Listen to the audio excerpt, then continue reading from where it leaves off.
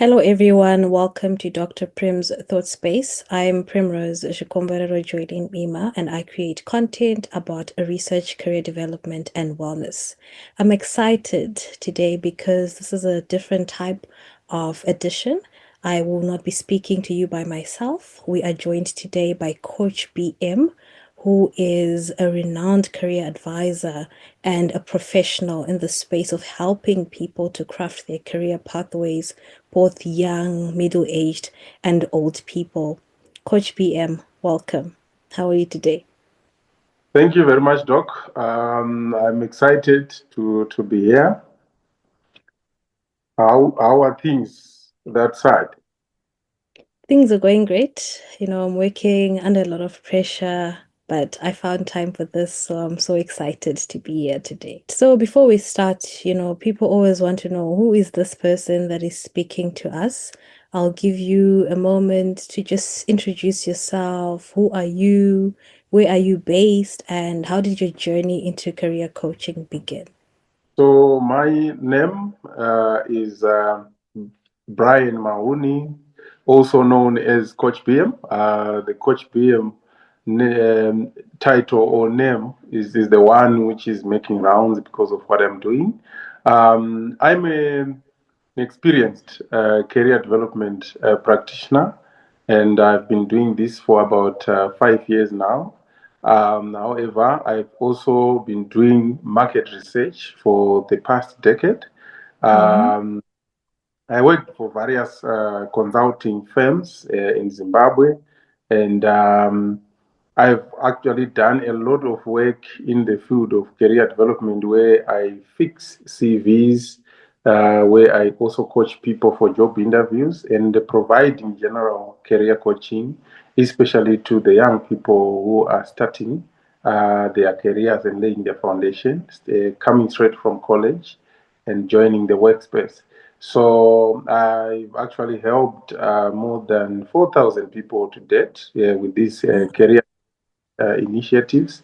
And now I'm also into executive coaching where I deal with senior managers and business leaders to help them in terms of running their organizations and also running their respective departments. Now, the interesting thing these days for me, which is topical, is incorporating Gen Z into the workplace. And I'm sure that's why Dr. Prim then asked me to come and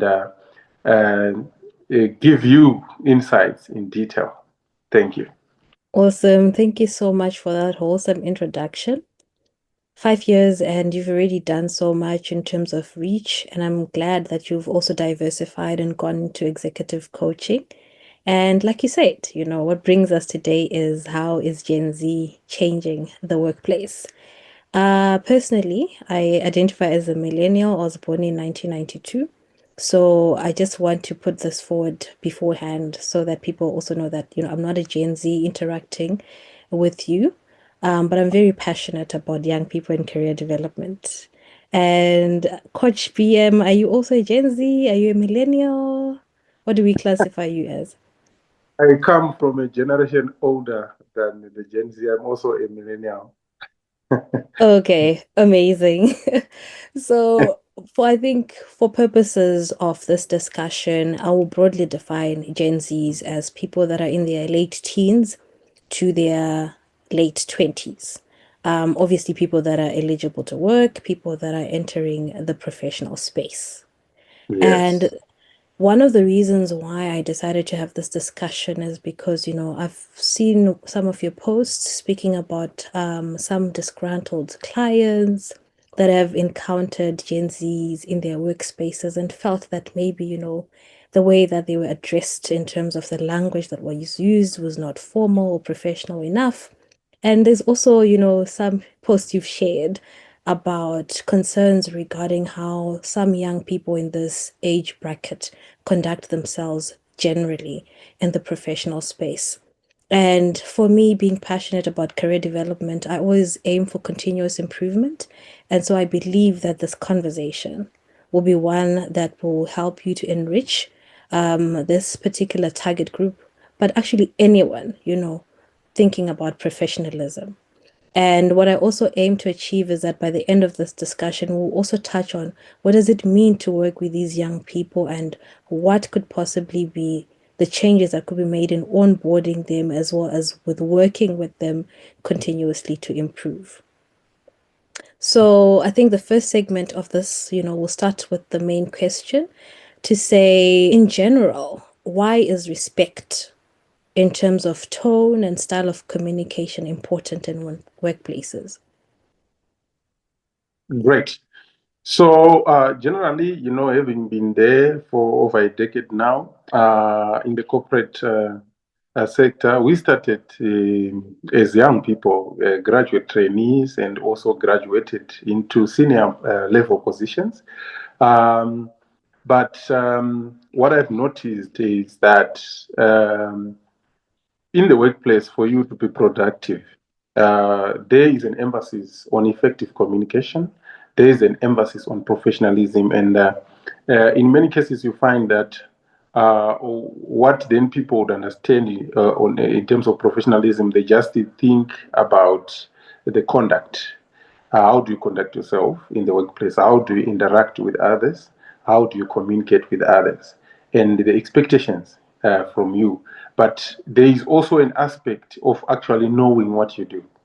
You need to be an expert. You cannot be called a professional if you don't have the technical skills. So you have the technical skills, and then you need to have the human skills, which they call soft skills, for you to be able to interact with others. It's very important to be respectful. Why do you need to be respectful? To everyone, whether it's your superior or whether it's your peer or even your subordinate. You need to be respectful all the way because you want to build a team, you want to fit into the team, so you have to respect others.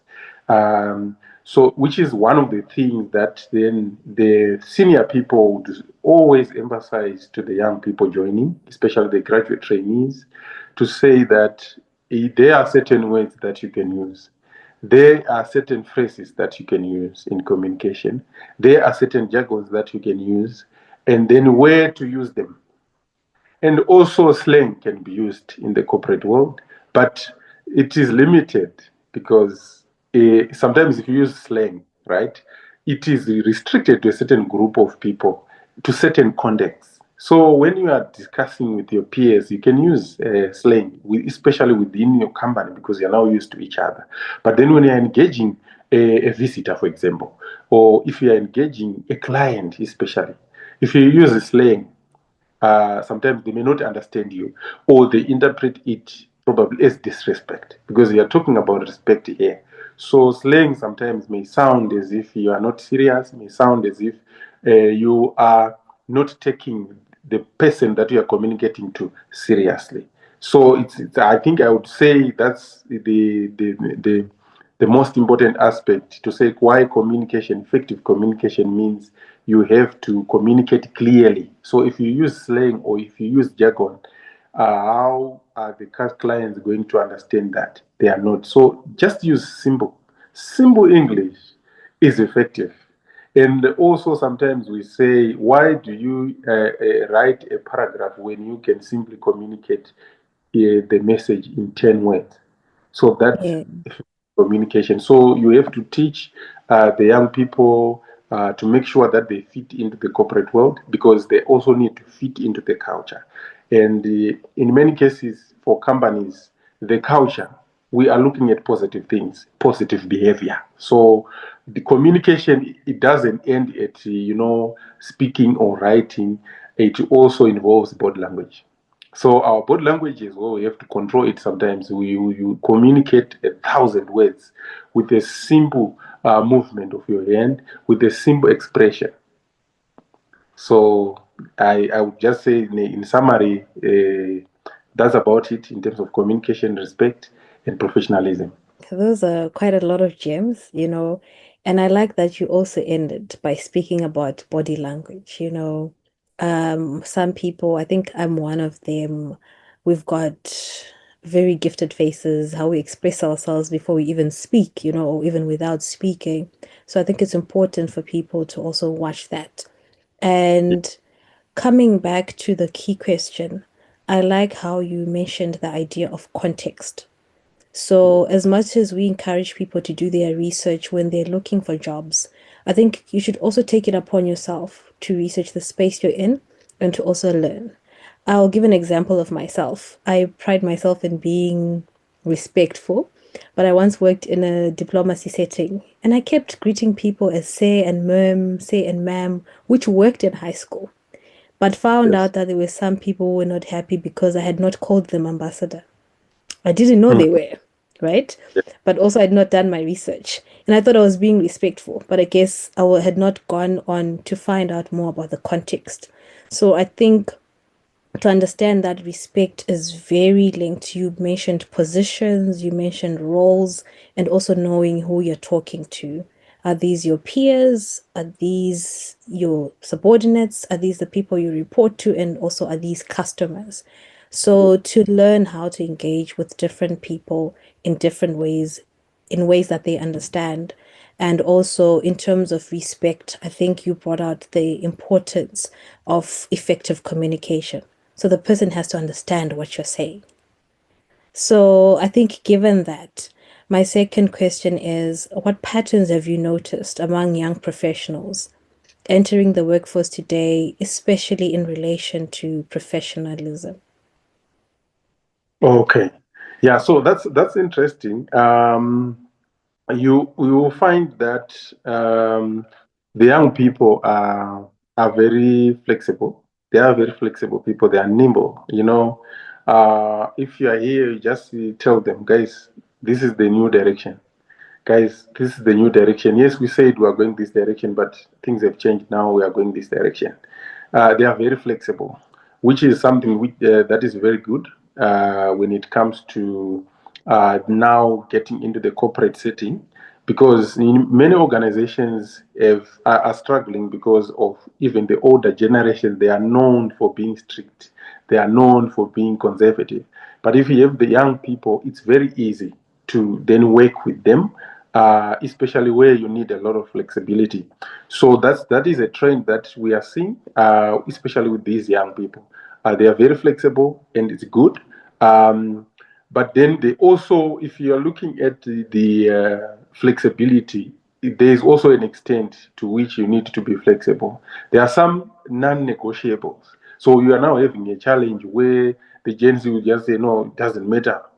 Just because I have an important message for the CEO, right? I just need to go straight and just knock and say, even if he or she is on the phone, or he or she is someone that they are talking to, just because you have an important message for the CEO doesn't mean that you need to just go straight there. Probably you also go through your superiors, your managers, who then report to the senior boss. But with the Gen Z, they are not afraid. They don't have boundaries now. So that is what you then have to teach them. You have to go through, because if you go straight to the CEO, you have skipped, an important path, because probably what you are going to communicate to the CEO is, in your language might not be proper. The CEO might not even understand you, might not even be able to put what you are saying into perspective. But if you go through your manager will then digest what you have told them. Probably they would see that it's not even important to go to the CEO. That issue probably can deal with it here.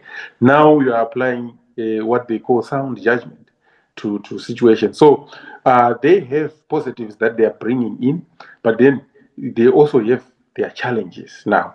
Um, but if you look at the Gen Z, there is also another issue where these guys, they love technology a lot.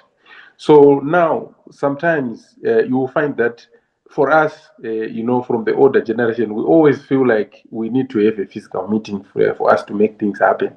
But the Gen Z, they just say, no, guys, there are all sorts of channels that we can use. We can send a WhatsApp message, we can send an email, we can do this, we can do that. But right now, conservatism in the corporate setting, now the CEOs, the MDs, or people who are in decision making, they are from the older generations, right? So now, you have the Gen Z, but what are we saying? the Gen Z, they are bringing in another aspect to say, guys, we need to move. We need to use efficient methods for us to get things done. But now we are being told by the older generation, you need to go through this, you need to go through that office, it needs to be signed by who. But they do this for specific reasons. Probably what they are doing, they are trying to protect a company reputation, you know. So those are some of the things that we have noticed with the Gen Z. And also the other thing is these guys, they want instant things. Things must happen instantly. So if you promise them something in the morning, they want it to happen in the next 2 hours. Or so if you tell them that you're going to wait for 2 3 days, they are no longer interested. Probably they are looking for another supplier, even if it's a client who is a Gen Z. They look for another. So don't have patience.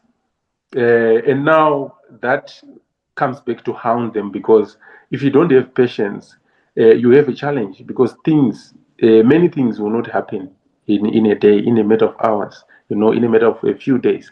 So that patience now will also come in as a barrier for them to learn.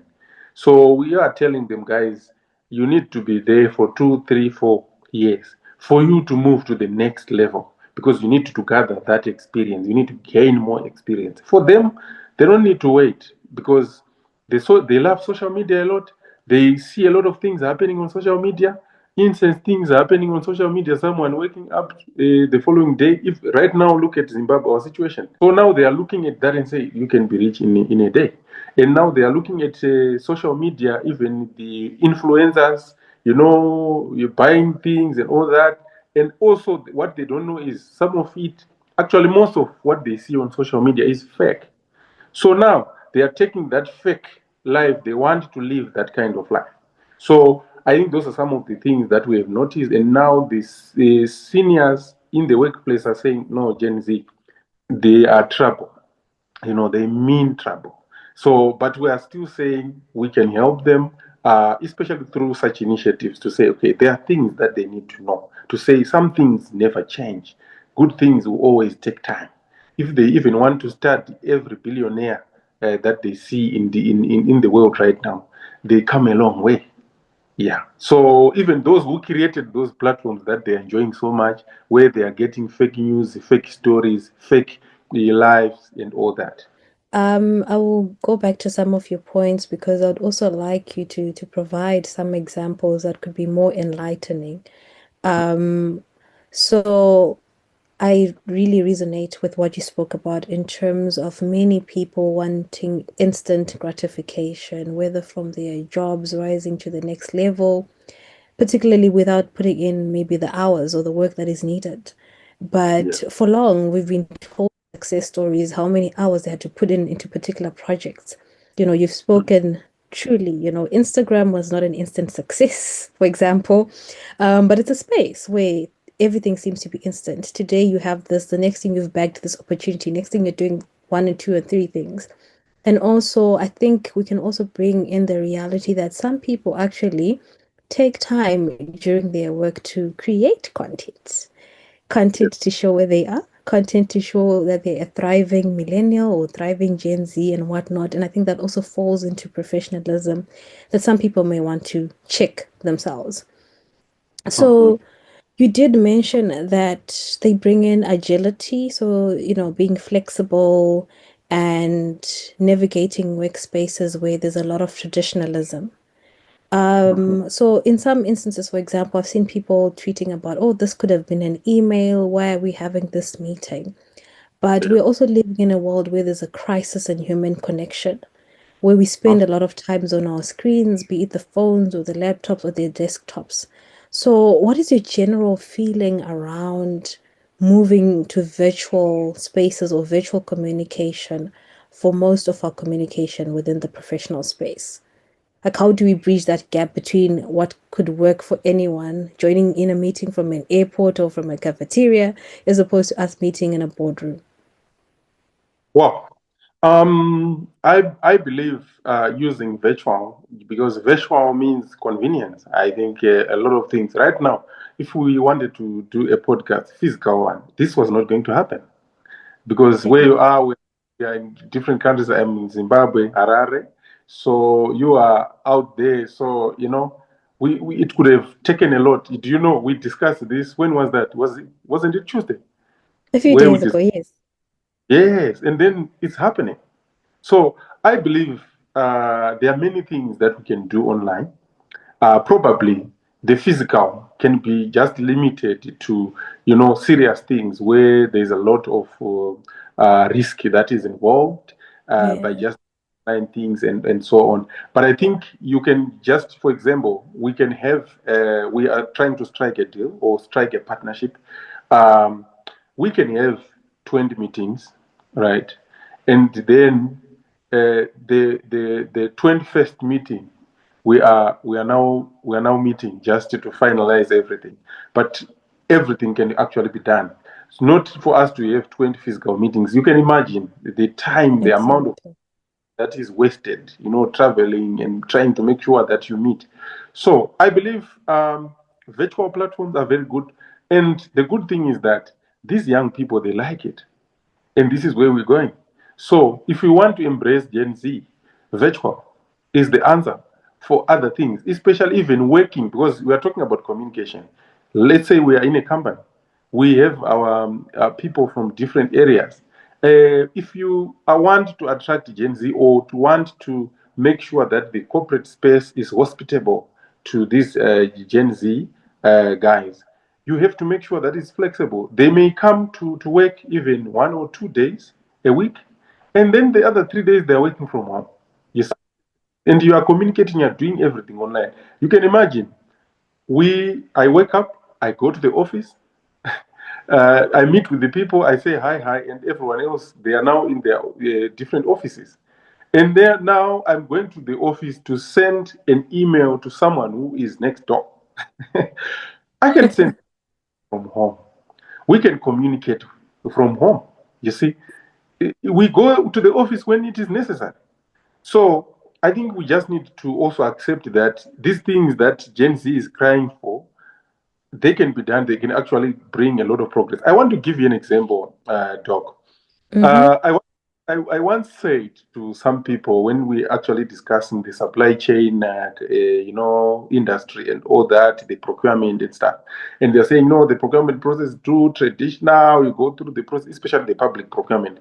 So I said to these guys, we also had Gen Z as part of that meeting, and people from the older generations. So I said to them, guys, do you know that if I suggest that we look at the procurement system, the whole procurement system, we remove all those people that are there, especially the old people from the old generations, and just put Gen Z there just for 5 days. I will tell you, when you come back, you will find that a lot of things will be moving much faster than what is happening right now. So, and they were actually shocked. But I told them, because I work with these people a lot, from the 4,000 CVs that I've done, I think more than 2,000 of those CVs, or nearly 3,000 of the CVs, they were for Gen Z. I've been engaging these people.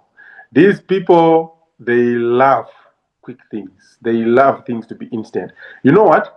If you give them work to do, right? If you say to them, just give me these are your deliverables for the day, they, instead of working for 8 hours, they will do it in 4 hours. And then they spend the other 4 hours on social media, which they enjoy so much. Because even if you say you are going to stay in the office and all, they are using your internet to go on social media. Probably you can limit social media if they are at home. Probably they say, no, it's my data. Probably I can't, continue using it. But if they are in the workplace, they just work for 3 hours, and then the other 5 hours they are on social media. So it's something that I'm emphasizing to say, if we go virtual, I'm telling you, many things will change and we'll have a lot of progress, instead of us saying, no, you need to meet with me and all that. I've been sending people messages even on LinkedIn, professionals, serious professionals, senior managers, and so on. Yes, some of them, you see them online, they are active, but they are not responding to your messages. You see, but this is digital, and Yeah. actually, LinkedIn professional side where you are dealing with most of the people actually professionals, and we are serious there. Right. So I would say, yeah, we need to adapt. Definitely. And I think for me, considering that where we're going as an African continent, the majority of us are under 30, under 24, would need to pace up to that reality. So, given this, we come from workspaces that are intergenerational. What do you think has not been done to ensure integration of this younger generation, but also to promote the working together type of culture to bridge the gap between these, digitally skilled, quicker, more efficient young people who are also preoccupied with other ways of, doing life, whether it's on social media or attending to other needs after doing a 4 hour job in an 8 hour job in 4 hours, And then these older people who are pro, you have to clock in at this particular time, sit at your desk, be seen to be working throughout all those hours and then clocking out in the old-fashioned way. And, you mentioned a lot of things around how people communicate and whatnot. So what is not being done in workspaces, particularly coming from African contexts where the young are supposed to be led by the old and learn from them? Mm-hmm. Okay. No, that's fine. I think what is not happening, I'm sure it's what we prioritize. For example, where the older generation, I think the traditional system was promoting more of presence, physical presence, than Mm, the, you see. So I think we need to shift from the focus on physical presence. We need to focus on deliverables wherever I am. Right now, I'm actually currently at the farm, but I'm doing everything that I'm supposed to do. I'm actually running 3 projects that are in the capital city, but I'm here. When there's need for training, I train people. When there's need for, client communications, I'm communicating with all my clients from this end. So the brick and mortar kind of setup where you need to see people in their positions, it's something that has been a barrier, to smooth integration of the young generation, especially Gen Z. Because I would tell you, Gen Z would even prefer to work from, to work in a gazebo, where there's a lot of freshness. Even they are looking at a garden of flowers and waterfalls and something like that. Um, they would prefer that. So I think we looked at what we want as the older generations, and now forgetting that we have young people who are coming up. They are different, they have different expectations. So if you want them to function, if we want them to be productive, we have to make sure that the environment is conducive. So from the part of the older generation, because it's a two-way street, we are saying the older generation, for us to work together, older generations and young generation, we all have to do something, right?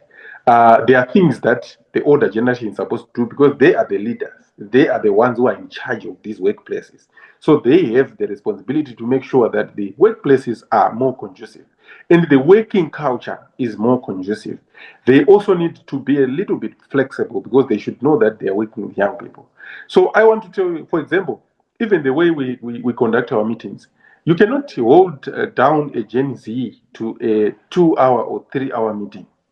That cannot happen. They will never be concentrating in that meeting. You just have them for the first 30 minutes and it's done. But guess what it does? It's something that you need because meetings waste a lot of time for you guys. So the Gen Z is actually pushing you to be faster with your meetings. Just focus on what is important and what people need to do, and then you are done with the meeting. Now, I've talked about what the older generation needs to do, but now I'm coming back to the young people to say it's also your responsibility to contribute something to this integration because you want to come into this work. You are the one who's actually looking for jobs, and you are being turned away for being a Gen Z. Being a Gen Z is not a problem. You have a lot of good qualities that can be used in the corporate setting to actually make these companies better, right? So there is one thing that I wanted to talk about, which is for the for the older generation. So before I go to the young generation, there's actually another mm, issue where we need to understand that we have a new generation, Gen Z, These guys, they like, to enjoy, right? So as you work, you need to make sure that work is enjoyable. Find Mm, ways, culture, which encourages these guys to contribute, which encourages them to open up. You don't want to a situation where you always want to make them feel like they don't know. No, you have to appreciate the qualities that they bring in. Now, the other issue is actually one of the I'll talk about Mr. Was it this Mr. Shingosho from Auxiliary Motors yes. was he talked about a Gen Z who just came in for 2 days and just left, not even spending a week. And when they asked that Gen Z to say, "Why did you, quit?" And that's Yes. straightforward, guys. At your workplace, there are no vibes. There are no vibes. I need to be in a place where I'm comfortable, people are happy, and you create certain things that we do as we work.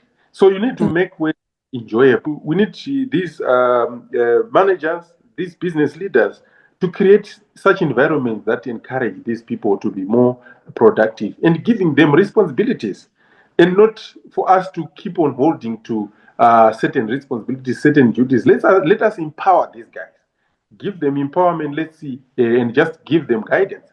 Now, going to the younger generation, the Gen Z, they, apart from what I've talked about, flexibility and all that, these guys, mm, they tend to, they come across as being more sensitive. These guys are very sensitive. So I think yes. it's something that they also need to work on, because they are coming from college. There was no reality in terms of what happens in the workplace. It was just all about dreams. They were dreaming about this workplace. Maybe lucky to those who went for attachment, but sometimes attachment is not enough for you to then grasp everything Mm, the workplace. So realities hit when you come now after college. So they also need to adapt. They also need to know that this is business. We are chasing profitability. We are chasing targets. So this is not child's play. So they don't need to be sensitive to issues. If you are told it's the truth, your report is not good enough, you need to accept that. Why? You need to take that opportunity to learn. You don't want people who say, this is good, this is good. You don't know. You have not been there. So you are being taught. Accept to be taught. So then the other issue is these guys, sometimes they don't want to learn because they feel like they know a lot of things, but they just know mm, they don't have the practical expertise. So they need to adapt to that and say, I was learning now, I was doing books. Now it's the real world. So let me learn from those who have been there before me. So I think from them, that's what we're expecting. And also, these guys, they love technology a lot. They love, all that flexibility and all that. But I think one of the issues is they focus so much on, solving things, engaging technology to solve problems. But I think they also need to focus more on shaping their personalities. They need to also mm, on emotional intelligence. Emotional intelligence is very key because you want to be aware of your emotions, and also make sure that you control your emotions, and also make sure that whatever you say, whatever you do, your behavior towards others, it's not going to disturb them, it's not going to hurt them, it's not it's not going to affect them in any way negatively. So they also need to focus on building themselves, not just to focus on social media. They need to read a lot to know how do you become a good person, how do you become an effective employee, for example. They need to look at all that and research, because they have tools. They know how to use AI and stuff and stuff. They can even create their personalities that they want. They can, build their brand. I wanted to say, yeah, you know what happens with Gen Z? mm, Uh, Gen Z, they use AI to get degrees, right? And then they use degrees to get jobs, right? So mm, now going into the future, the AI is now taking their jobs. So it's something that they also need to realize. what they love so much is taking jobs from them, taking jobs away from them. So they need to also embrace AI to make sure that they bring in solutions. Because we are saying if you want to integrate, we want people, yes, we want people who are well behaved, people who are respectful, people, but when you are coming in, you also need to be problem solvers. So that's another issue. I've noticed this with many Gen Zs. Just because we say they are young, they are new into the workplace, they take that back seat and say, everything else, even my managers are supposed to think for me. They need to take responsibility and say, if there's a problem, can they try to solve it? It's one of the biggest challenges that I've noticed. They always wait for you, even for a small thing. So we're saying, can't you use AI? You have the phone. Can't you use AI to Google, to research, to develop a solution? Yeah. So I think from both sides, this is what I feel like is not happening a lot. These young people, they are, I think, not taking responsibilities where they're supposed to. I have personally learned a lot. Hence, I was quiet for a while. And I Oh, hope that people were taking notes, particularly because this is coming from real human advice, from experience working with yes. young people and also from you having been a professional. So I'll try and recap some of the key points that came up in your recent response and then maybe put up a comment or two. I think when I've done my own research and also from my personal experience is to come to the realization that there is, of course, a need for the older generation to be oriented around what it means to work with younger people in ways that you never envisioned working with them, right? Mm, So, for yes. example, the type of maybe respect or conduct they would have expected because of what used to happen when they were younger, facing particular older generations, won't necessarily work now. And then the second one is you mentioned the labeling. We've heard AMA 2000s, microwave generation, and this popular one, the Gen Z one. So I think also for us to be mindful about the connotations we do attach to that, because Yeah. some people do become defensive or just, follow the trend because they are just resigning to the fact that, oh, well, we're already perceived as such. So why put in the effort to act otherwise. And of course, here I'm not condoning my young brothers and sisters who do that because that means you're also not stepping up and being professional enough. You also mentioned the importance of adapting. And I think for me, adapting also involves the reality that you should never steal your employer's time in as Uh-huh. much as you could do things faster or think you can structure your work in your own particular way, we realize that more often than not, people that end up doing that, thinking that they're managing themselves well, actually end up spending most of the time not doing anything that is productive work wise. So put Yeah. in that time, for example, you've mentioned to research how maybe AI can further enhance the work environment or how we can further develop a particular project. Those questions you've always had in mind, do research on that during that particular time to respect the idea that in a particular day we've blocked out this time for professionalism or for work. And also you mentioned the word profitability, for people working in businesses. So key question to both young and old is, do you have a teachable spirit?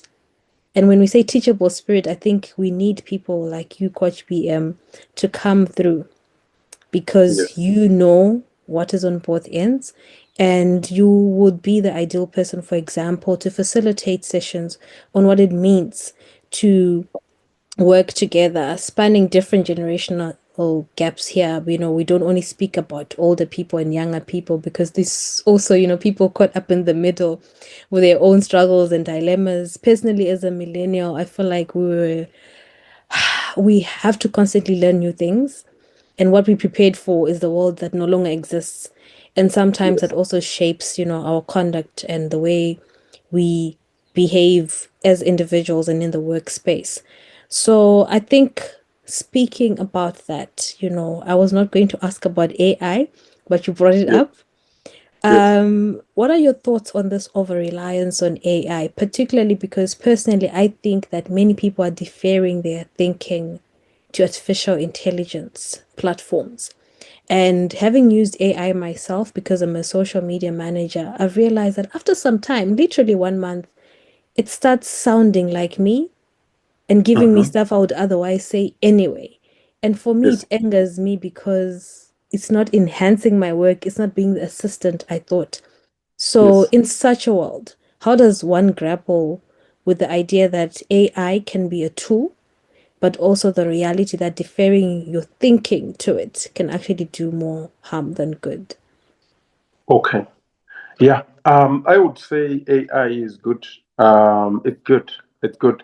And then, and first of all, there is before I talk about the AI and you know we what it does. I wanted to say to the older generations.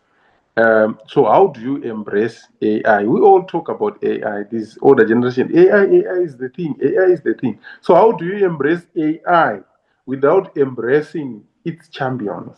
The champions of AI. Mm, So if you are not embracing uh, AI, the champions of AI, then what are you doing? Because even if we say we need AI, are you able? The Gen Z are the ones that are able to drive this thing forward, if we want to be honest. Um, so, but AI, uh, especially looking at us, the older generation, we are okay because we had already developed ourselves, right? mm, I came in the picture. But now the problem, like I said, they are using AI to get degrees and then using those degrees to get jobs. But then AI is a crook because now it's coming back to take away those jobs. So what is happening? What we are saying is we want to build real people.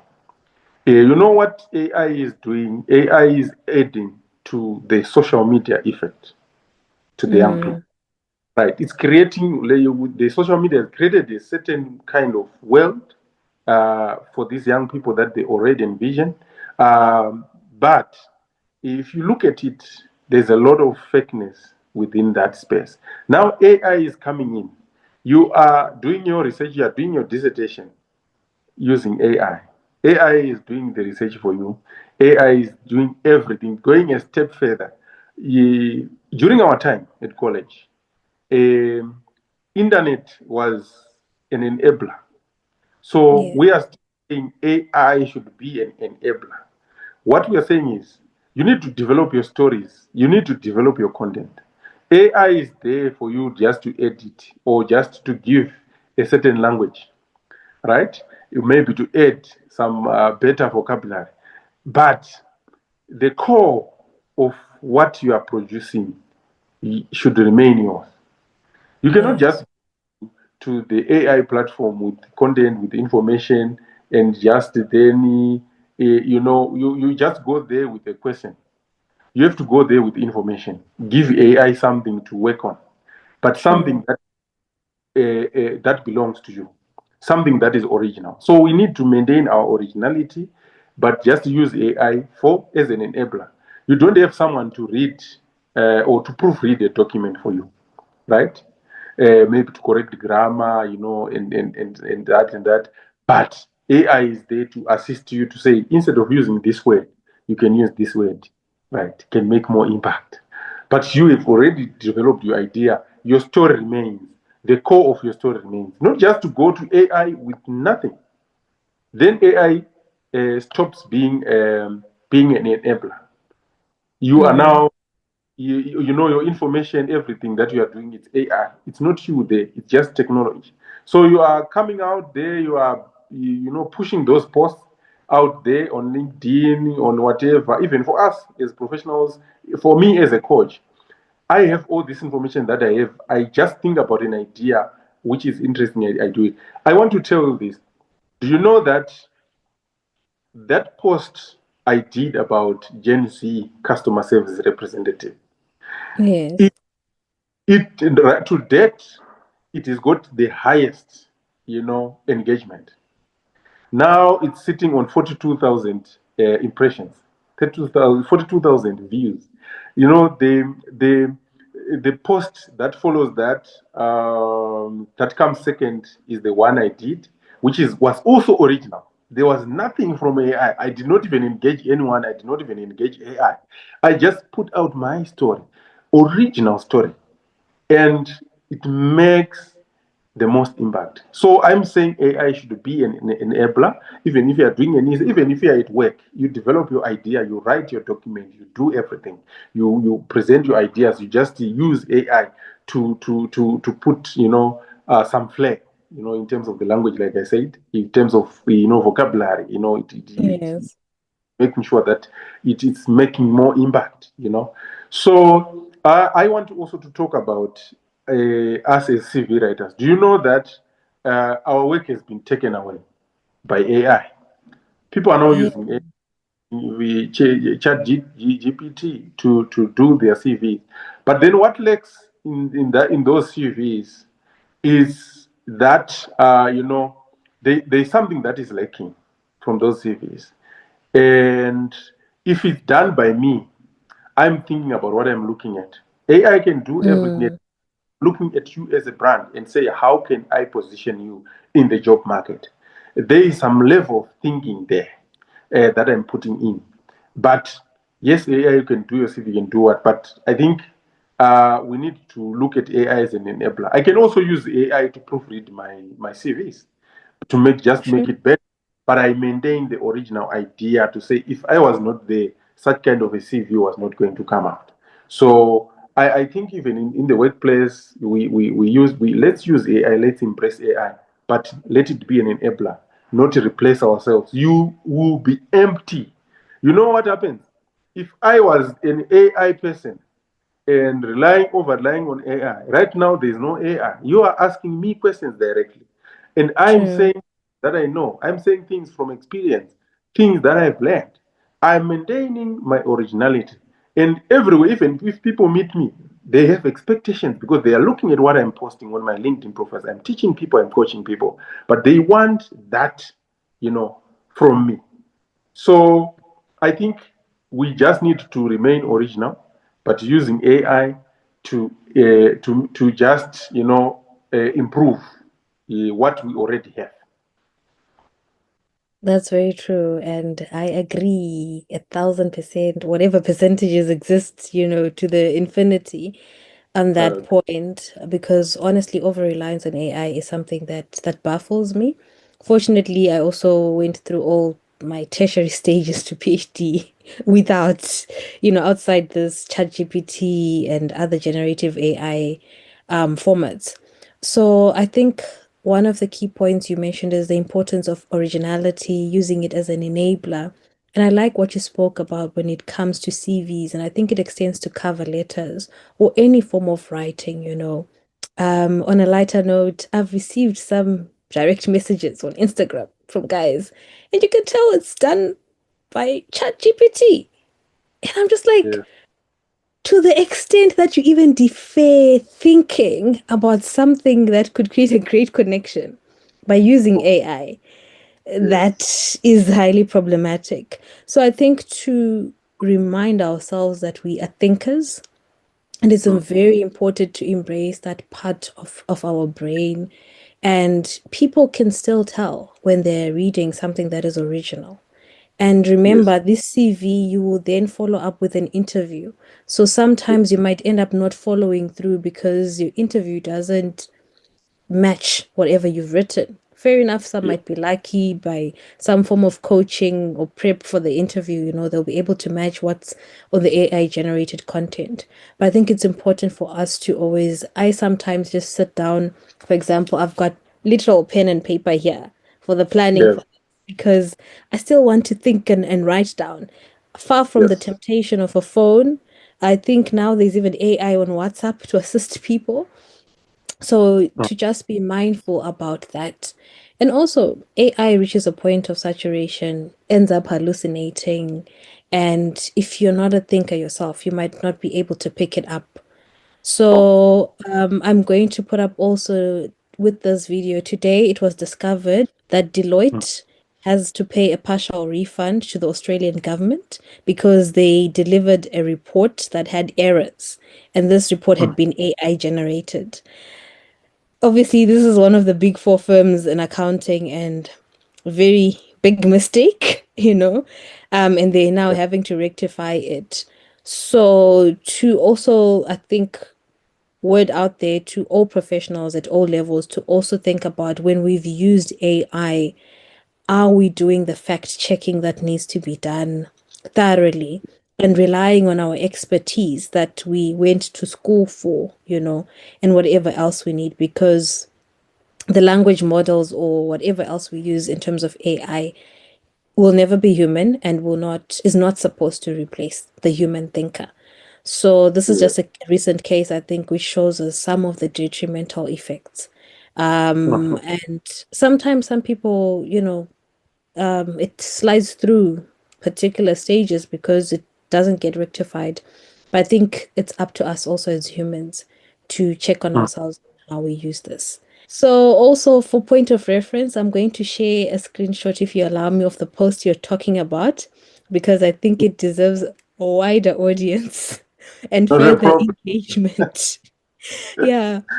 And I think what you would do to bless us today as some of your parting shots is to give us, a few examples of what lack of professionalism entails.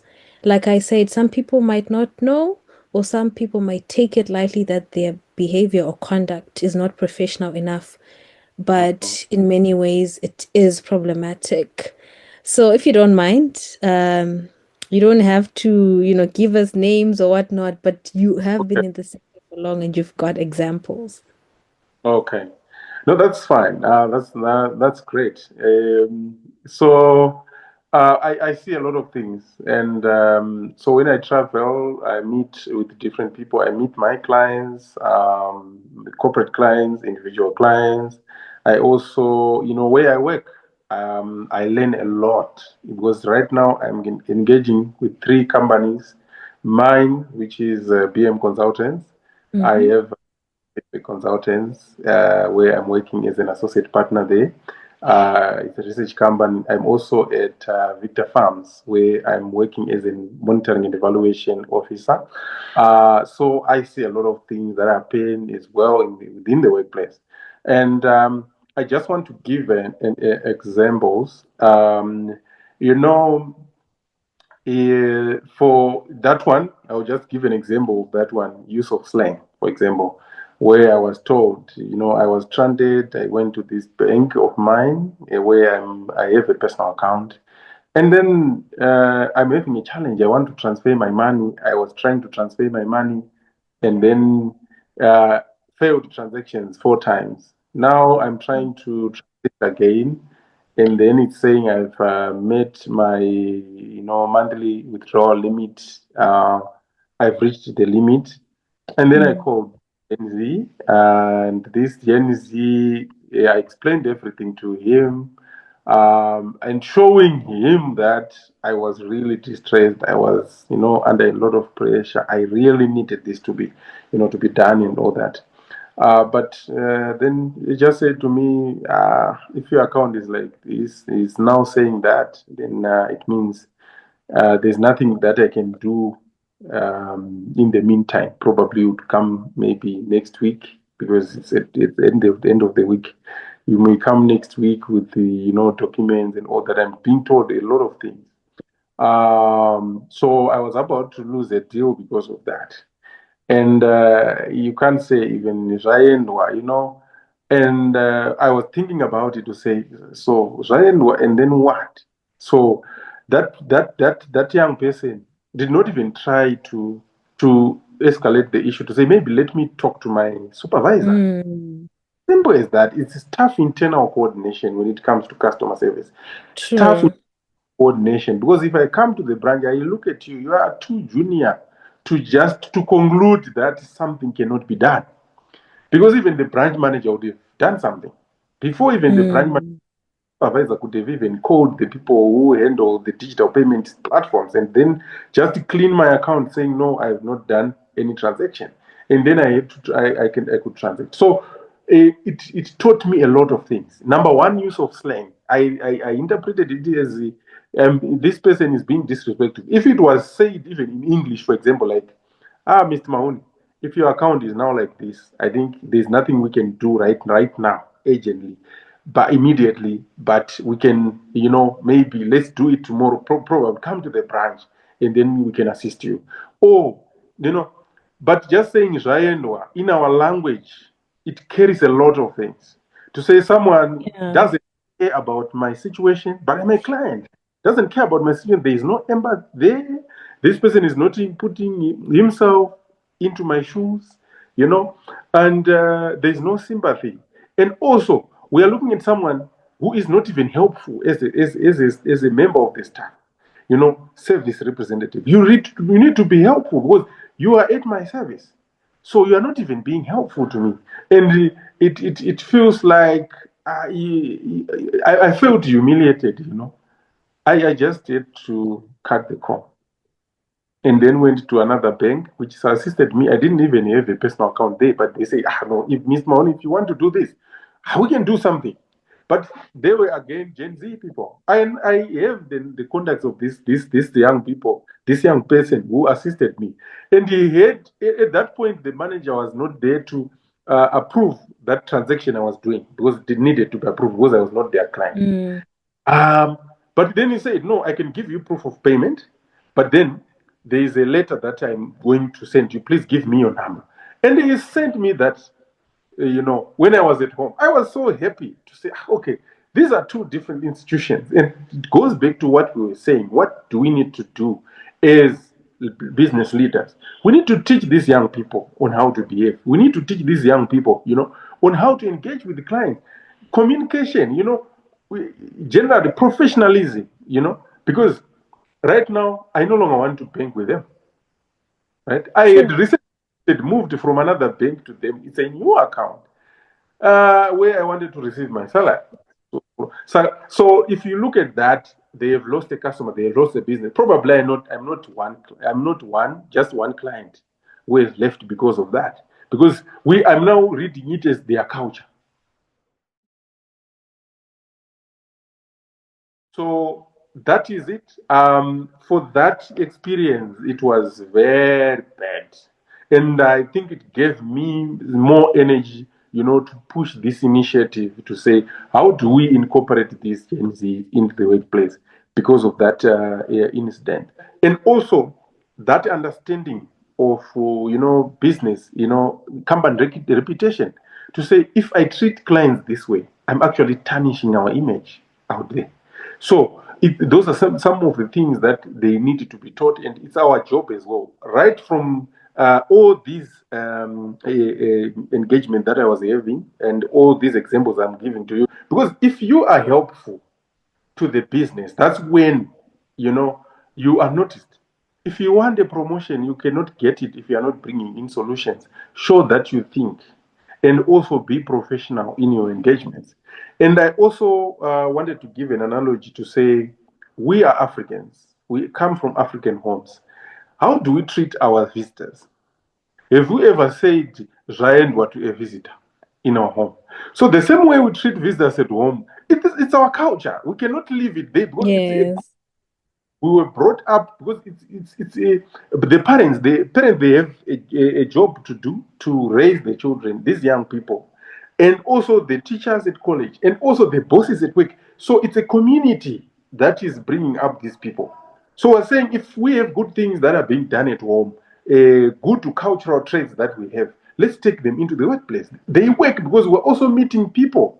The same people who we are meeting at home as visitors, they are the same people whom we are meeting in a banking hall. Me as a customer service rep, but that person now I'm calling them a client because they are paying us, we are offering them a service. Thank you so much for engaging us. And I like how we can juxtapose both examples, being people Yes. probably from the same generation. And, you stress the importance of taking initiative and thinking, how else can we help? Because that's what you're there for, essentially, as a service provider. And for Yes. me, I think with the Shona English I have, Jayendwa translates to it is what it is. Yeah, yeah, Like, yeah. that's what it Hmm. sounds like. And being traumatized, being worried about business and not Yes, being able to process particular transactions, and then someone just says to you, it is what it is, and they're supposed to be the person facilitating yes, doesn't cut it for me. So definitely, I hope that whatever the case may be, this individual does not continue speaking in this way. And that if there's anyone who's listening or watching to this also who particularly conducts themselves in a similar manner, would check on themselves and realize that it doesn't work well. And I like how you were able to find a better service elsewhere, and that they were also able to think about what exists within their systems, recognize their own limitations, but also attend to the fact that they've got superiors who can help further. And honestly, I'm glad that that came as a point of relief within the same period of time where you were going through this other shocking, you know, attitude. So I think now that you've enriched us with examples of what not to do at work, this discussion will stimulate further conversations, beyond this platform, whether it's in the chat section or on your LinkedIn posts. And I encourage people to also reach out to you. Personally, you've helped me with my CV, so I can speak to that. I've also attended one of your facilitations on CV writing, customizing your cover letters, and also how to improve your LinkedIn profile. So if anyone out there needs that particular service, do reach yes. out to Coach PM. I will include all your details in the post below for this video so that they get those details. Otherwise, they can also follow you on your various social platforms, which I'll also make an effort to put up after this video. This just in. Are you looking for expert tips to optimize your CV and LinkedIn? Unlock your career potential with the Bridging the Gap Handbook. Packed with expert tips on CVs, LinkedIn, and how to do a job search on LinkedIn. Get your copy today and support humanities graduates in Africa. I'm really excited, hopefully for further conversations, and now invite you to just, share any last parting shots. Okay. All right. I just wanted to give a warning to the Gen Z. Yes. Yeah, to tell people about what I do and being my ambassador, which I greatly appreciate, and also even companies tell them that I'm here to help them with Yes. Gen Z, even if they want to come up with a working, culture which encourages, incorporating the Gen Z and making sure that they are more productive and they are more relevant to their business. I'm also available. I think what I would say is a warning to the Gen Z. Uh, when the older generation is fed up with your behaviors, with your insensitivities, with your insecurities, and everything that you are not willing to work on, especially taking Mm, risks or bringing solutions, um, or chasing away customers, if you don't work on that, your jobs already they are being replaced by AI. AI is replacing entry level jobs, and you are coming through that same system. So mm, now they are saying it's better to put technology. We know technology is no, it just does what we tells it to do, and not you. Sometimes you are rebellious. Sometimes you don't want to learn. You are not teachable. So the system responds better. It does what we are teaching it to do. So your jobs will continue being replaced by AI if you don't work on yourself. And where I'm saying companies, let's also try to accommodate the Gen Z. Thank you very much, Doc, for inviting me. amazing. Now I feel like, yes, I've given out quite a lot. I'm feeling, I'm glad. which is good. I want it. It's healthy for me. Yes, and I'm also glad that we were able to slot in this time between both our busy schedules. Not Well, easy. So I hope that this will be very much appreciated. Thank you once again for agreeing to speak to us today. And also thanks to everyone who has decided to watch or listen to this episode, which is going to be available on YouTube as well as Spotify. Please remember to also like, comment, and share for wider reach. This was Dr. Prim's Thought Space featuring Coach Brian Mahoney, Coach BM, speaking about how is Gen Z changing the workplace.